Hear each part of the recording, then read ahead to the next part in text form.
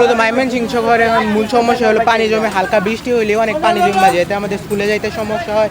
Drain ten পরিষ্কার না, মানুষ খাল পরিষ্কার করে না, ময়লা আবর্জনা ফেলার কারণেই আজকে এই সমস্যা। আমাদের স্কুলে যেতে দেরি হয়, আমাদের 11টা থেকে পরীক্ষা, এখন প্রায় 10:30টার উপরে বাজে। আমরা কীভাবে স্কুলে যাব? রাস্তার যা অবস্থা এখন আমাদের অনেক ভোগান্তির শিকার হচ্ছে, কারণ আমরা এখন আজকে আমাদের পরীক্ষা, আমরা যেতে পারছি না। আর তারপরে হচ্ছে আমরা একটা রিক্সাও পাচ্ছি না, কোনো রিক্সা যেতে যাচ্ছে না।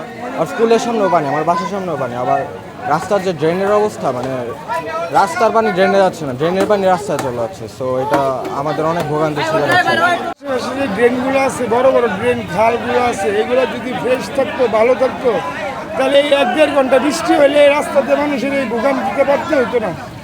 যদি প্রশাসকের কাছে আমরা আবেদন জানাচ্ছি সর্বোচ্চ এইটা দেখা গরিবদের পাশে দাঁড়াইতে, সরাসরি প্রশাসক সাহেব নিজে আসলে এটা দেখা গেলে একবার বুঝতে পারতো সে যে এখানে কতগুলো মানুষ একত্রিত ভোগান্তিতে পড়ছে। ভোগান্তিতে আছি। আমাদের এই এলাকাটা এদিক দিয়ে পানি কিন্তু নাই, এদিকে কিন্তু নিচু এলাকা, তারপরেও পানি নাই, এদিকে উঁচু থাকার পরেও এদিকে পানি। কারণটা হলো একটাই, পরিকল্পিতভাবে আমাদের এই ড্রেনগুলা করা না। জলবদ্ধতার কারণে আমাদের সমস্যা হচ্ছে, স্কুল কলেজে যাওয়ার অনেক অসুবিধা হচ্ছে, মানুষের কাজে কর্মে যাওয়ার অনেক সমস্যা হচ্ছে। এরপরে দেখা গেছে রাস্তাগুলো নিচু, ড্রেনগুলো উঁচু, এই জন্য পানি নামতে পারতেছে না। আমাদের জলাবদ্ধতা 1-1.5 ঘন্টা বৃষ্টি হলেই তরিমুর থেকে এই তরিতে পানি ভরে যায়। রাস্তা দিয়ে মানুষজন চলাচল করতে পারে না।